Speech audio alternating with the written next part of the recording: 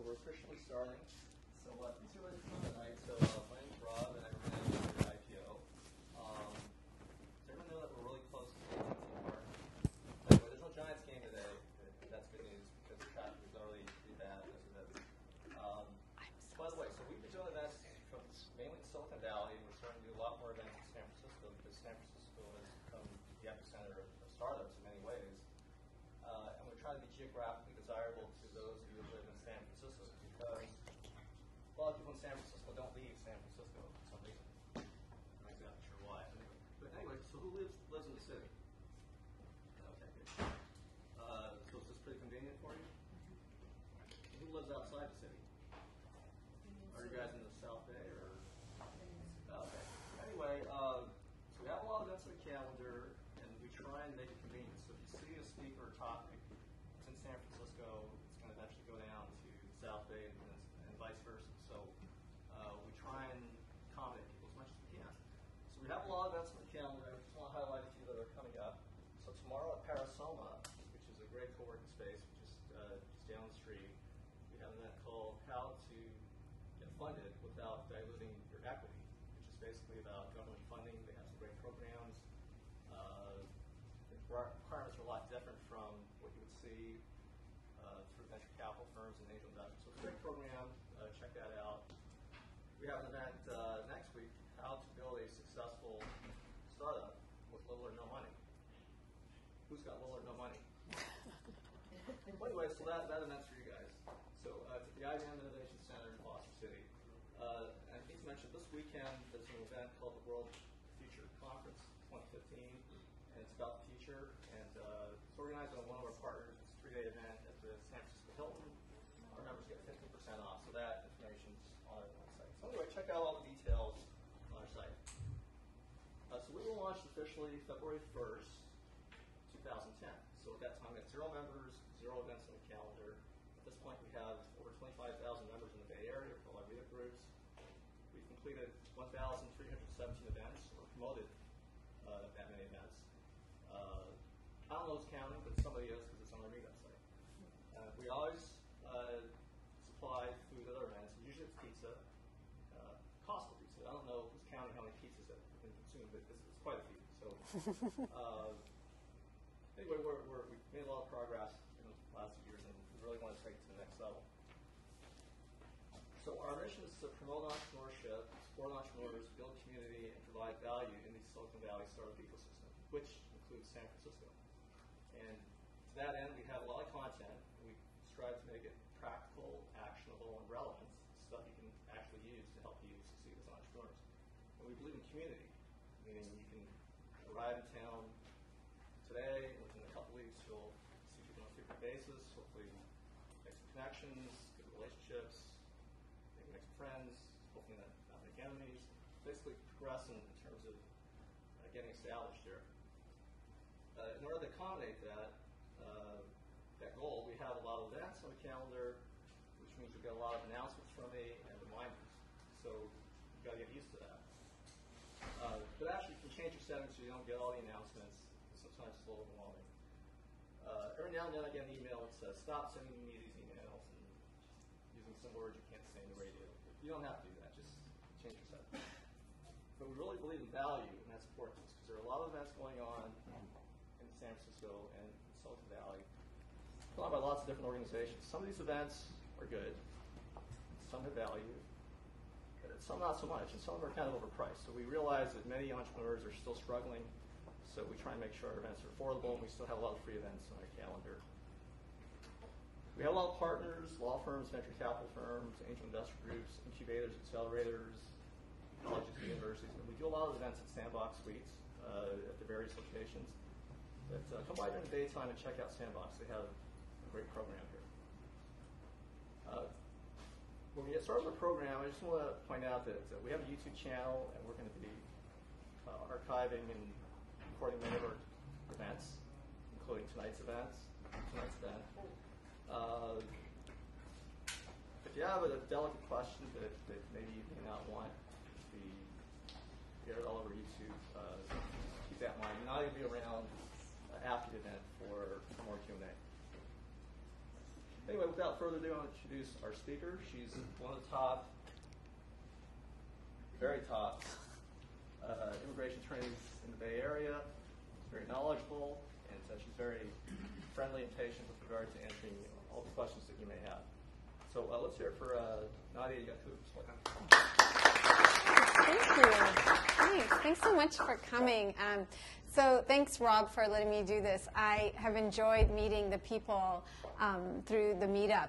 I always find that the people that come to these events are so dynamic, and I've ended up having a great experience with the people I meet through here. So as you know, tonight we're going to be talking about immigration options for international entrepreneurs. I'm an immigration lawyer. I've been practicing for the last 15 years now, immigration law. But even before starting to practice, I went to law school to be an immigrant rights advocate. My family, we immigrated to the U.S. When I was 10. And even in law school, I was editor of the Immigration Law Journal. So this is something that means a lot to me, and I enjoy working with foreign nationals, and I love this work. So with that, I'll get started with the overview of the presentation tonight. What I'm going to start by talking is just, if you're considering the U.S., what are some easy visa options to come, check things out in the U.S.? Then I'll talk about temporary employment-based visas to work and live in the U.S. I'll talk very briefly about the paths to permanent residence. I could talk all day long about the different paths, but I'll give you an overview, and if you have some questions, we can talk later. I can briefly talk about President Obama's recent immigration initiatives. A lot of information out there. A lot of it's not correct. A lot of it's also changing because some of the states are refusing to implement his initiatives. So we'll just talk briefly about that. I'm going to also talk about some of the common obstacles to getting your visa. And finally, I'll just open it up to Q&A. Okay? So for testing the waters, I call it, what are your most common visas? So as we know, some of you are visitors. That's probably the easiest way to come, check out the U.S., see if it's a place where you want to launch your business. It's for, you can't come to work as a visitor. So I'm going to tell you, if you're a young, single male trying to get a visitor visa, or you're trying to come in on the visa waiver program, if you're a national of certain countries, you don't need to get a visa, you can come in. You're going to be scrutinized probably more than any other demographic. And that's because the presumption consular officers, border officers have is that you're coming to live here permanently. Okay? So you have to know that when you're at the border, when you're applying for your visa, they think you want to come live here permanently, so you have to overcome that thinking, right? So you have to, and when they think you're going to come to live here permanently, the first thing they're thinking of is, are you going to come to work? Are you coming to look for work? And so they want to make sure you're not coming here to work, you're coming here really to engage in business activities. What are business activities? Meeting with prospective clients, looking at maybe a rental office space, meeting with funders, meeting with, just lawyers, accountants, whatever. These kind of meetings, that's fine. The other thing they want to see is that you have ties to your home country. That's why when I was saying single males who are young, they're thinking, what's going to make you go back home, right? Nothing. I mean, that's what they're thinking. So they just want to see that you have ties to your home country. The easiest way to show that is a return ticket home. I mean, I know how easily they can be changed, but they want to see that return ticket home. And then to the extent you have a job at home, or you have studies at home, or, young people generally don't own apartments, but if you own an apartment, things like that, you just want to be ready to show them at the consulate, and definitely have them in your backpack or suitcase when you're coming through the border, okay? For those of you who enter on the visa waiver program, you're given 90 days, and you are absolutely not allowed to extend or change your status. The only exception to that rule is if you marry a U.S. citizen, Okay? So for those of you, however, who pick up a B1, B2 visa at the U.S. consulate abroad, you come in, you're usually given 6 months. They might give you less if you've been coming back and forth a bit frequently. They might start wondering what's going on.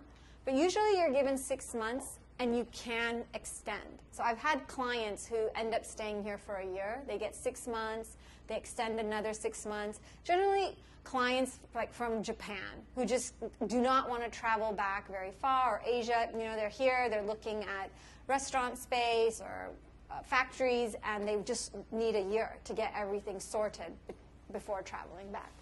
So that's the visitor visa. It's really, again, a nice way to come, test out waters. 90 days for visitor visa waiver program nationals, 6 months to a year for nationals of all other countries. So that's about the time you can get. Studying in the U.S. is the other very common way to come and explore the U.S. It's also got some terrific benefits, namely work authorization. And that is part-time while you're in school. First of all, let me tell you that it's got to be an accredited university. So you're not going to get work authorization by going to a junior college or a language school or some kind of training. It has to be an accredited university, and it has to be towards a degree, right? So you can't go to Stanford for a summer session and expect to get work authorization. But for most people, what happens is at the end of your studies, you get 1 year of just free work authorization. And the great thing is if you major in a STEM field, science, technology, engineering, or math, you get an extra 17 months. That's 29 months of work authorization.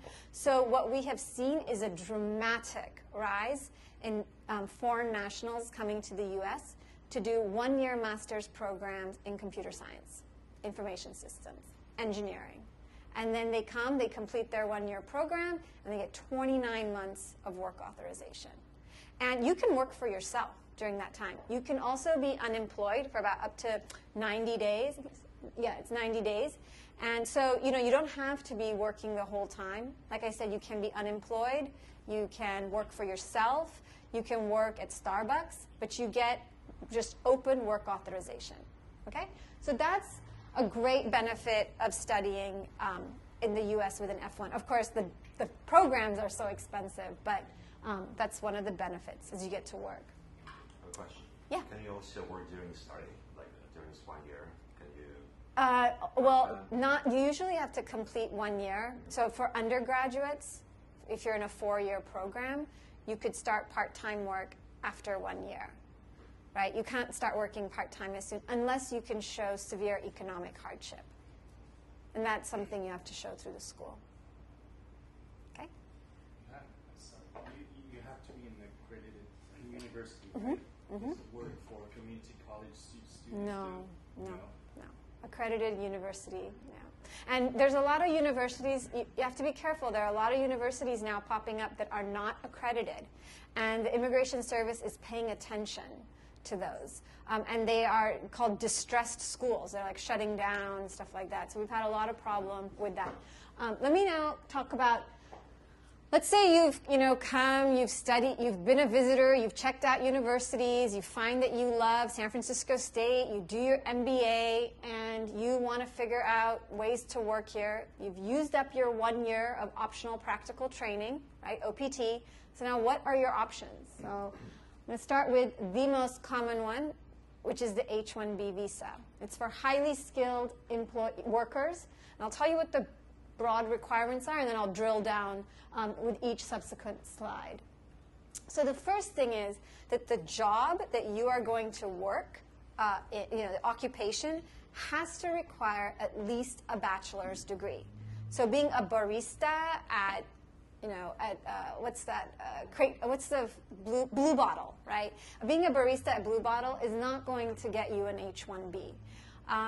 So similarly, and you'd be surprised, there are some jobs where it's right on the edge, like operations analyst, marketing analyst. The government actually doesn't believe they require a bachelor's degree for a while there, they were rejecting most computer programmer positions, saying those don't require a bachelor's degree. They've backed off a lot on that.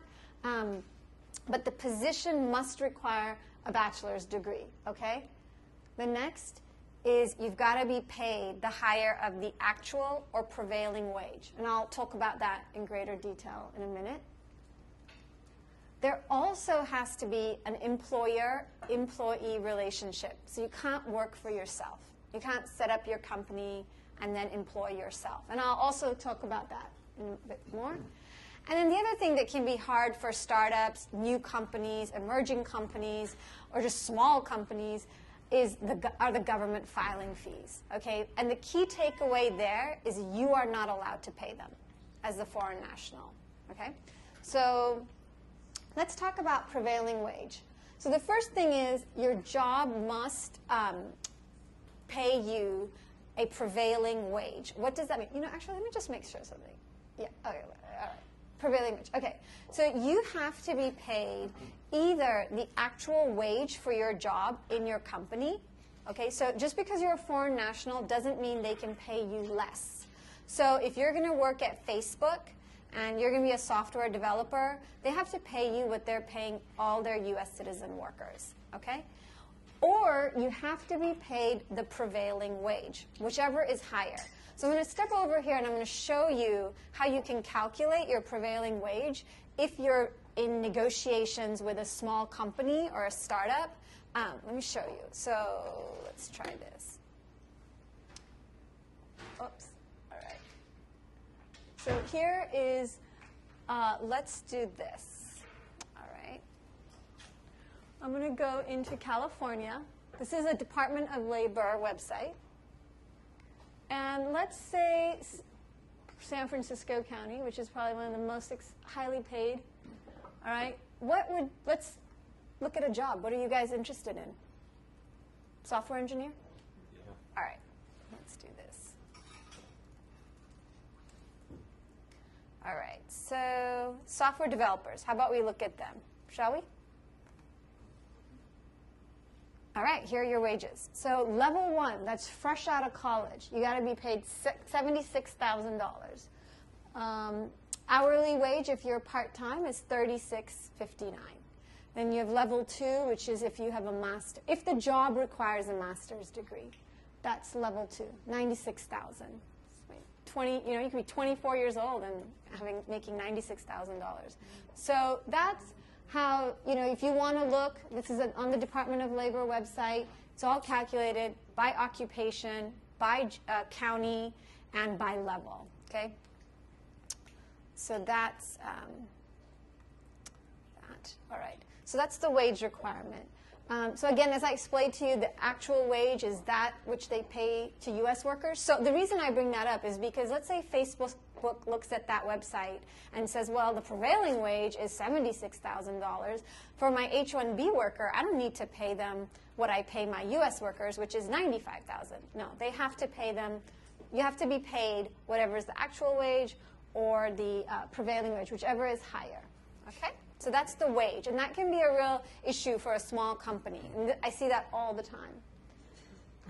Okay, so the position must require an employer-employee relationship.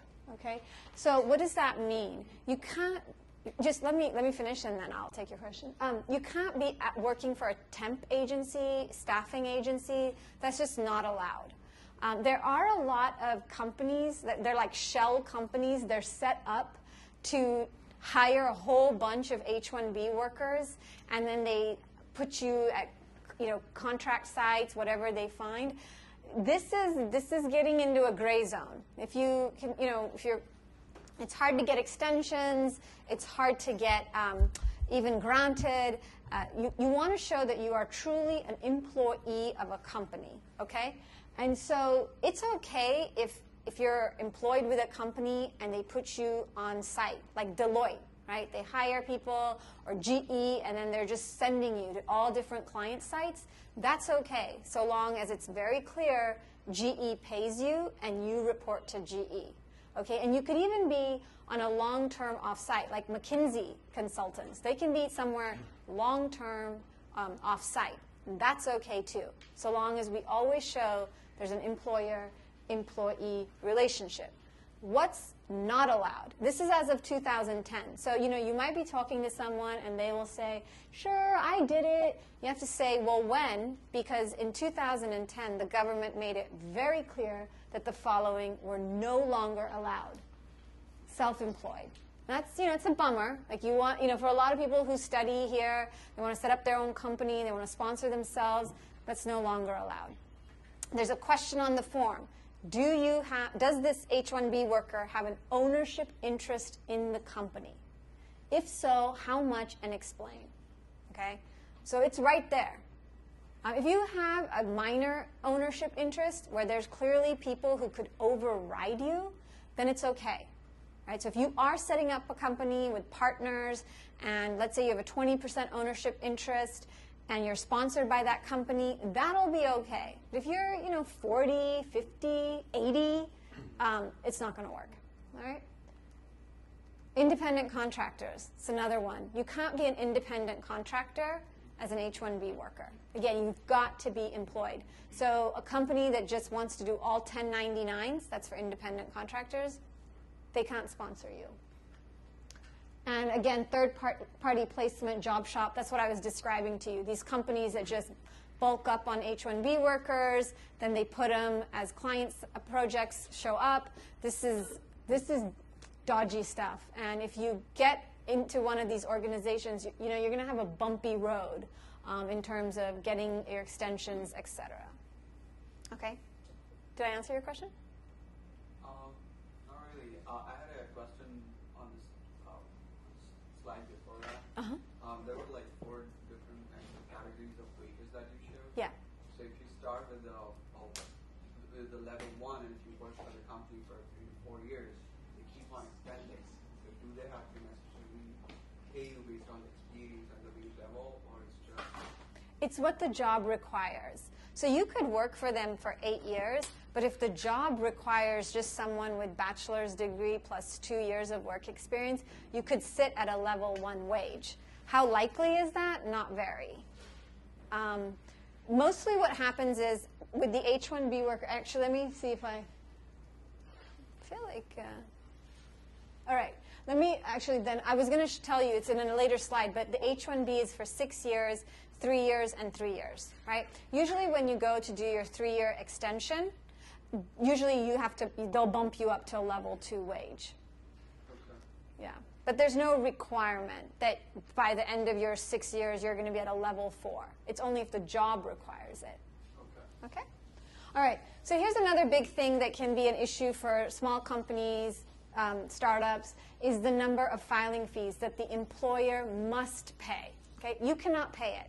Now, I get asked this question often, which is, well, how would the government know? Good question.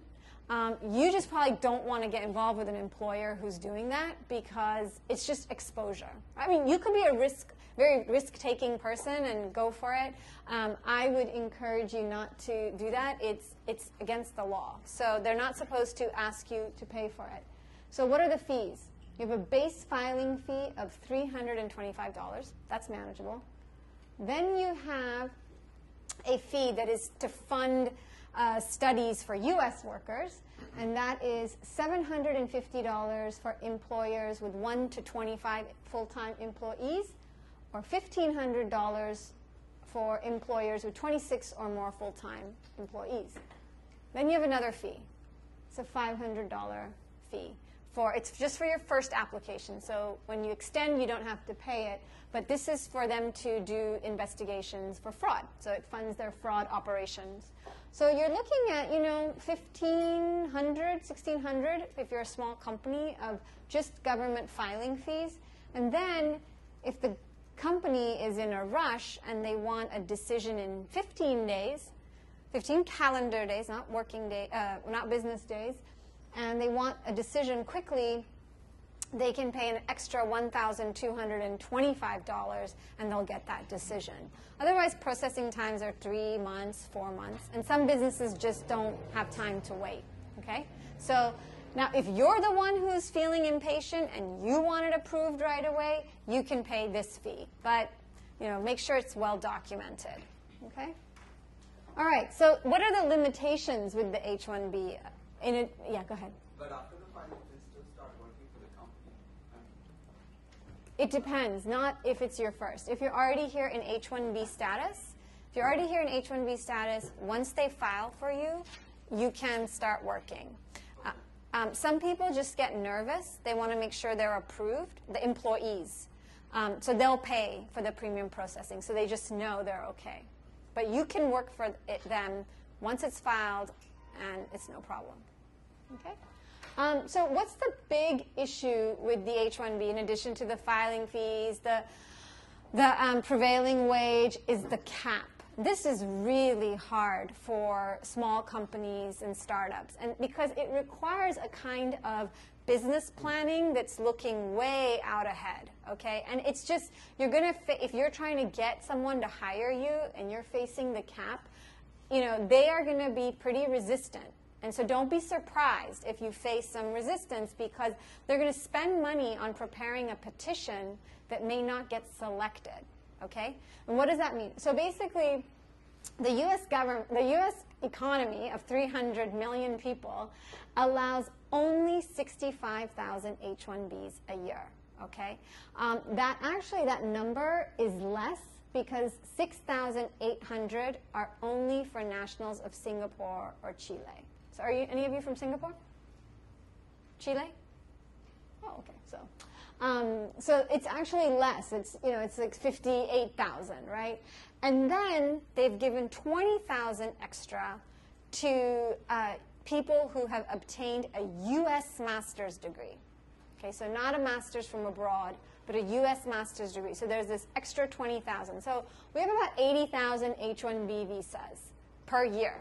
And as you can imagine, it is, last year we had just in April, there were 230,000 H-1B petitions filed. So as you can imagine, it's like a 30% chance of being selected.